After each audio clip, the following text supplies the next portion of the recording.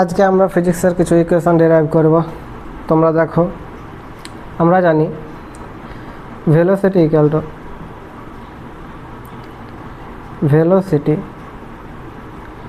বা বেগ equal to সরণ by সময়। এটা আমি বলতে পারি ডিসপ্লেসমেন্ট বাই টাইম। সো এখান থেকে তুমি ভেলোসিটি পেয়ে গেলা। ভেলোসিটি কী হবে, বা এটা এখান তো আমরা বলতে পারি V equal to S by T. So S equal to VT, এটা আমরা বলতে পারি। সাপোজ এটা আমরা এই জিনিসটা তো আমরা ইসের মাধ্যমে করব, গ্রাফের মাধ্যমে দেখো ডিরাইভ করব। সাপোজ এটা তুমি 2 মিটার পার সেকেন্ড বেগে চলছিলে, তোমার বেগ ছিল V equal to 2 metre per second বেগে। কতক্ষণ চললে? সাপোজ তুমি 1 মিনিট ধরে চললে, 1 মিনিট মানে 60 সেকেন্ড ধরে চললে, তুমি কত পথ অতিক্রম করলে? তো এস ইকুয়াল টু হবে V T. So 2 into 60, 120 metre পথ তুমি অতিক্রম করলে, তুমি যদি সূত্র অনুযায়ী দেখো, ঠিক আছে। প্লাস তুমি এই জিনিসটা অন্যভাবে লেখচিত্রের মাধ্যমে করতে পারো। সাপোজ তুমি মনে করো যে তুমি মর্নিং ওয়াক করছো। মর্নিং ওয়াকের সময় আমাদের প্রধানত ভেলোসিটিটা থাকে, কনস্ট্যান্টই থাকে। আমি ধরে নিলাম তুমি মর্নিং ওয়াক করছিলে V equal to 1 metre per second বেগে মর্নিং ওয়াক করছিলে, ঠিক আছে। সাপোজ এটা ধরে নাও টি ইকুয়াল টু 0 সেকেন্ড, এখনও টাইম শুরু হয়নি। কিছুক্ষণ পর তুমি কতটা পথ অতিক্রম করবে? 1 সেকেন্ড পর তুমি যে পথ অতিক্রম করবে সেটা হবে 1 মিটার। পরের 1 সেকেন্ড পর তুমি যদি 1 মিটার পার সেকেন্ড ভেলোসিটি নিয়ে থাকো, পরের 1 সেকেন্ড টি ইকুয়াল টু 2 সেকেন্ডে তুমি যে পথ অতিক্রম করবে সেটা 1 মিটার। পরের 1 সেকেন্ডে তুমি যে পথটা অতিক্রম করবে সেটা হবে 3 মিটার। পরের 1 সেকেন্ডে তুমি যে পথটা অতিক্রম করবে সেটা দেখো আবার ওই 1 মিটারই হচ্ছে, প্রত্যেকের মাঝে 1 মিটার, 1 মিটার, আবার তুমি 1 মিটার পথ অতিক্রম করলে, ঠিক আছে। তো তুমি যদি এই মানগুলো নিয়ে বসাও, ভি কমা টি, এই যে মানগুলো তুমি পেলে, মানগুলো প্রথমে এই এ পজিশান, বি, সি, ডি, ই, এই 5টা পজিশানে কী মান পেলে? 5টা পজিশানে 1, 0 একটা মান পেলাম, একটা মান পেলাম 1, 1, একটা মান পেলাম 1, 2, একটা মান পেলাম 1, 3, একটা মান পেলাম 1, 4। এই মানগুলো পেলাম। এই মানগুলোকে তুমি যদি একটা রেখাচিত্রের মাধ্যমে ভিটি গ্রাফে পুট করো, এটা ভি, এটা টি, এই গ্রাফে তুমি যদি মানগুলোকে পুট করো 1, 2, 3, 4, 5, 6, 1, 2, 3, 4, 5, 6, যদি মানগুলোকে পুট করো, দেখো প্রথম যে মানটা আমরা পাবো সেই মানটা আমরা কোথায় পাবো? প্রথম যে মানটা পাবো সেই মানটা আমরা দেখো এখানে পাচ্ছি 1, 0 পয়েন্ট। পরের যে মানটা পাবো সেই মানটা দেখো আমরা এখানে পাচ্ছি, এটা পাচ্ছি 1, 1 পয়েন্ট। পরের যে মানটা পাবো সেটা দেখো আমরা কোথায় পাচ্ছি 1, 2 পয়েন্ট। পরের যে মানটা পাবো সেটা দেখো আমরা কোথায় পাচ্ছি 1, 3 পয়েন্ট। পরের যে মানটা পাবো সেটা আমরা দেখো কোথায় পাচ্ছি 1, 4 পয়েন্ট। এভাবে যদি আমরা এই মানগুলোকে জড়িয়ে দিই, তাহলে তুমি দেখো যে এই যদি ক্ষেত্রফল ও পি কিউ আর এর ক্ষেত্রফল বের করি, তাহলে দেখো del O P Q R equal to O P into P Q. So আমি এখানে বলতে পারি ওপি এর মান কত হচ্ছে? ওপি এর মান হচ্ছে তোমার 1 ইন্টু পি কিউ এর মান হচ্ছে কত? 4। সো তোমার হচ্ছে 4। দেখতে পাচ্ছ কীভাবে পাচ্ছি?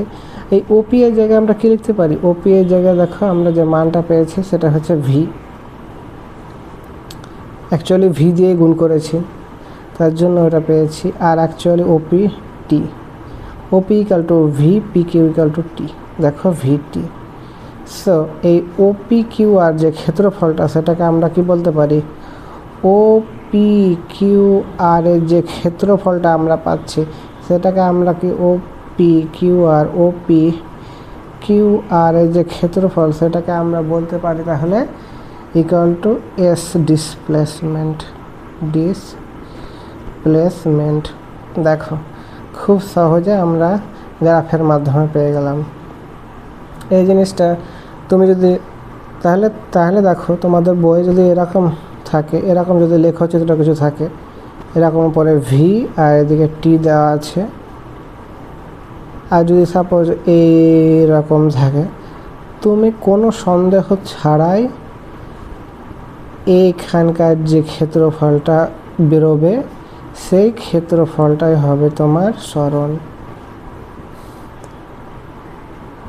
টোটাল এরিয়া অফ, এরকম সেকশানের টোটাল এরিয়া ক্রস দিয়ে নিলাম, এই ক্রস সেকশানের total area of cross equal to displacement সরণ,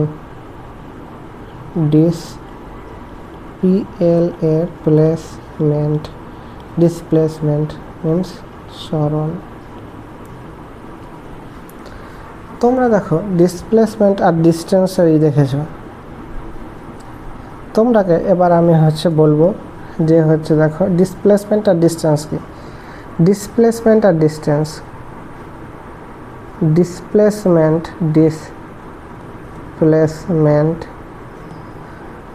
আর ডিস্টেন্স, ডিসপ্লেসমেন্ট সরণ, দৈর্ঘ্য। তো দেখো তুমি এখান থেকে এইদিকে আসলে, এ থেকে বি পয়েন্টে আসলে, ঠিক আছে, তুমি এ থেকে বি পয়েন্টটা এইভাবে আসলে, এ বি সি পথে আর এ ডি সি পথে।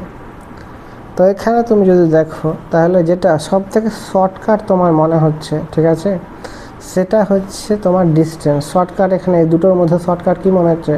শর্টকাট হচ্ছে এটা এ বি সি, এটা হচ্ছে সরণ, এই যে দূরত্বটা সেটাই সরণ, কারণ এটা সব থেকে শর্টকাট, ঠিক আছে।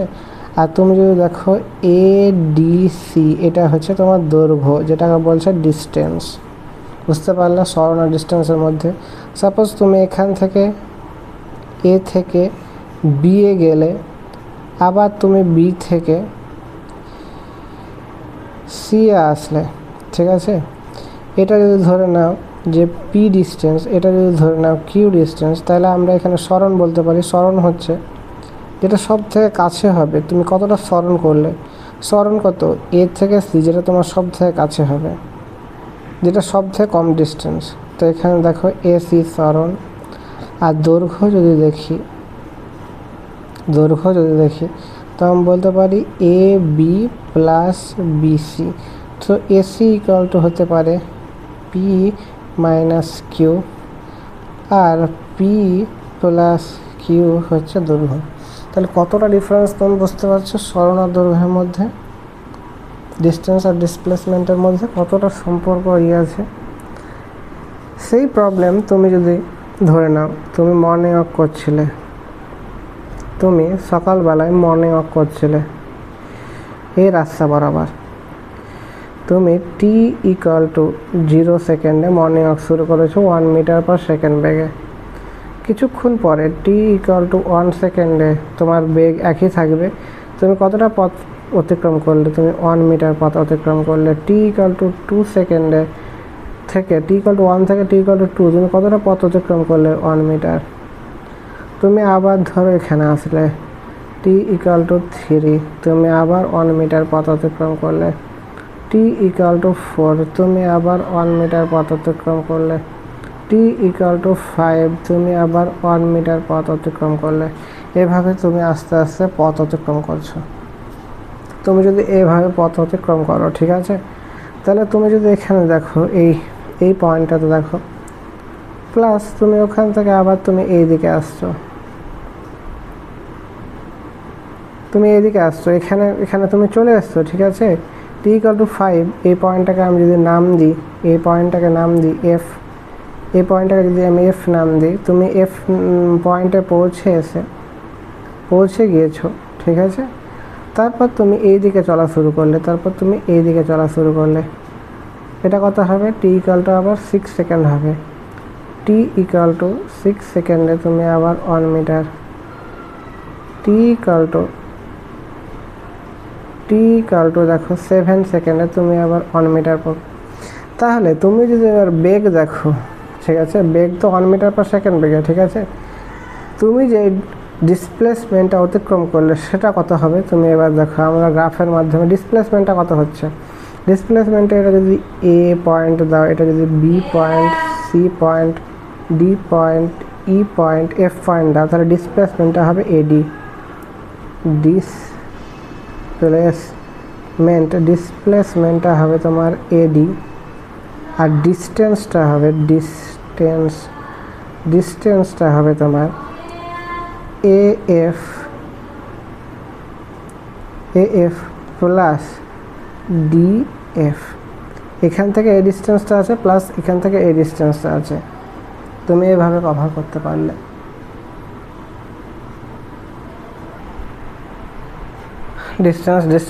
ডিসপ্লেসমেন্ট দেখে নিলে ডিস্টেন্স। এবার তুমি যদি মানগুলো বসাও, তুমি যদি ভি কমা টি এর যে মানগুলো পেয়েছো সেগুলোকে যদি বসাও, ভি কমা টি এর কতটা মান পেয়েছো, ভি কমা টি এর তুমি মান পেয়েছো 1,0, 1,1 মান পেয়েছো, 1,2 মান পেয়েছো, 1,3 মান পেয়েছো, 1,4 মান পেয়েছো, 1,5 মান পেয়েছো, 1,6 মান পেয়েছো, 1,7 মান পেয়েছো। এই মানগুলোকে তুমি যদি ভিটি আকারে পুট করো, ভি আর টি আকারে তুমি যদি এই মানগুলোকে পুট করো, তাহলে দেখো তোমরা কি পাচ্ছ। তোমরা পাচ্ছ 1 2 3 4 5 6 8, 1 2 3 4 5 6 7। প্রথম যে মানটা পাবে সেটা দেখা পাবে 1,0। পরবর্তীকালে যে মানটা পাবে সেটা এটা 1,1। তারপরের যে মানটা পাবে সেটা 1,2। তারপরের যে মানটা পাবে সেটা 1,3। তারপরের যে মানটা পাবে সেটা 1,4। তারপরের যে মানটা পাবে সেটা দেখো কত পাবে, 1,5। ঠিক আছে।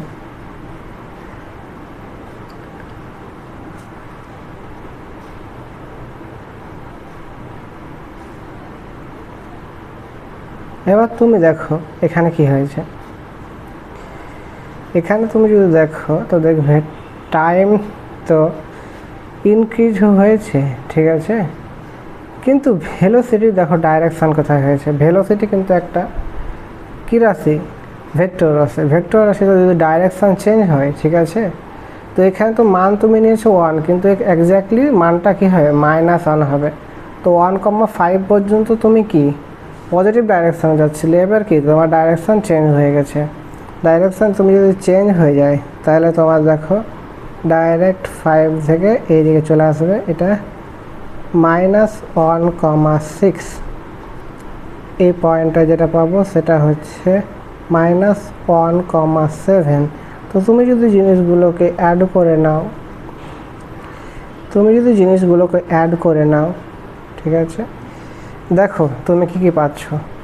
সো যদি আমি তো M N O P Q R S total area যদি আমরা দেখি, তো তুমি দেখো টোটাল এরিয়া ইকুয়াল টু উপরের এরিয়া অ্যাকচুয়ালি টোটাল এরিয়ার মধ্যে উপরের এরিয়াটা কী হবে পজিটিভ, নিচের এরিয়াটা কী হবে নেগেটিভ। সো উপরের area M N O P যে এরিয়াটা হবে তার থেকে নিচের এরিয়াটা minus P Q R S. So ওপরের এরিয়াটা পাচ্ছি আমি 1 × 5 মাইনাস তুমি যদি দেখো 1 × 2, কারণ পিএস এর মান 2। সো এখান থেকে আমরা পাচ্ছি 3 মিটার। তো তুমি যদি দেখো এই যে এরিয়াটা ইকুয়াল টু হচ্ছে ডিসপ্লেসমেন্ট প্লাস তুমি গ্রাফেও তাই পাবে। তুমি যদি এখানে দেখো তুমি এখানে কতটা ডিসপ্লেসমেন্ট অতিক্রম করলে, এটা 1 মিটার, 2 মিটার অ্যান্ড 3 মিটার। তুমি এডি যে ডিস্টেন্স, তো এটা ইকুয়াল টু আমরা বলতে পারি এডি। সো এটা ইকুয়াল টু ডিসপ্লেসমেন্ট। অলরেডি আমরা যে ডিসপ্লেসমেন্টটা পেয়েছিলাম এডি, সেটা আমরা পেয়ে গেলাম 3 মিটার। কিন্তু ডিস্টেন্সের ক্ষেত্রে কী হবে, ডিস্টেন্সের ক্ষেত্রে এই এরিয়াটা আর নেগেটিভ হবে না, পজিটিভ হয়ে যাবে। So distance equal to M N O P del M N O P plus del P Q R S. তো এখান থেকে আমরা যেটা পাচ্ছি 1 × 5 প্লাস 1 × 2। সো আমরা 7 মিটার পাচ্ছি। তুমি যদি এখানে দেখো তাহলে কি তুমি একবার এখান থেকে এফ পর্যন্ত তুমি একবার হেঁটে গেলে, তারপর তুমি আবার হেঁটে আসলে, তো তুমি কতটা পথ অতিক্রম করলে? তুমি প্রথমে অতিক্রম করলে 5 মিটার, তারপর এদিকে আবার আসলে 7 মিটার। খুব সহজে দেখো আমরা এভাবে বলতে পারি। এটা হয়ে গেল একটা